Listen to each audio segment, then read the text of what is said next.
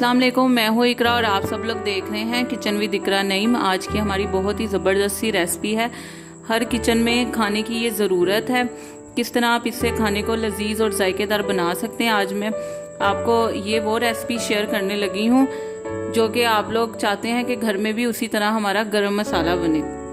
तो आप बाज़ार जैसा गरम मसाला, पिसा हुआ गरम मसाला किस तरह घर में बना सकते हैं वो मैं आपको बनाना सिखाऊंगी। तकरीबन यहाँ पे 1 टेबलस्पून मैंने ली है लौंग, 1 टीस्पून मैंने यहाँ पर लिए हैं सफ़ेद ज़ीरा और 1 टीस्पून ही मैंने यहाँ पर लिया था काला ज़ीरा। 4 जैसे कि आप देख सकते हैं बड़ी इलायची ली है। यहाँ पर मैंने 1 टेबलस्पून काली मिर्च ली है। तकरीबन 7 से 8 मैंने छोटी इलायची यानी कि सब्ज़ इलायची ली है। यहाँ पे मैंने दालचीनी के टुकड़े लिए हैं, तकरीबन 1 टेबलस्पून ही मैंने ये लिए हैं। 1 टीस्पून मैंने यहाँ पर ली है जावित्री और जायफल, ये एक मैंने जायफल ली है। और बादियान के यहाँ पे मैंने 1 टेबलस्पून लिए हैं बादियान के फूल।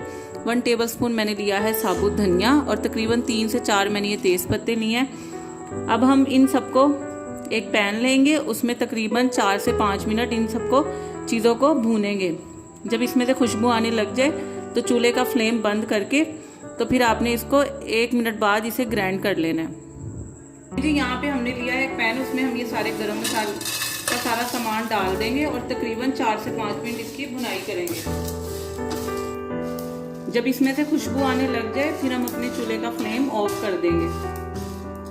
अब जैसे कि आप लोग देख रहे हैं इसमें से खुशबू आने लग गई है और इसका कलर भी चेंज हो गया। तो अब हम चूल्हे का फ्लेम कर देंगे ऑफ और इसे एक प्लेट में निकाल लेंगे।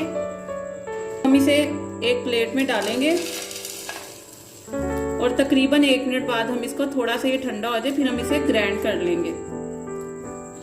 अब जैसे कि आप लोग देख रहे हैं मैंने तमाम मसाले को एक शीशे के जार में डाल दिया है जिसमें मैंने ग्राइंड करना है। अब हम इसे ग्राइंड करेंगे।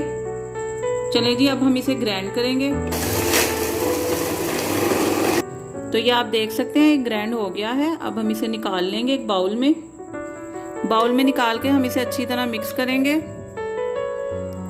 अगर आपको मेरी ये रेसिपी पसंद आई है तो इसे ज़्यादा से ज़्यादा शेयर करें, लाइक एंड कमेंट करें और मेरे चैनल को सब्सक्राइब करें और बेल आइकन के बटन को प्रेस करें ताकि आपको मेरी हर नई आने वाली वीडियो बआसानी मिल सके।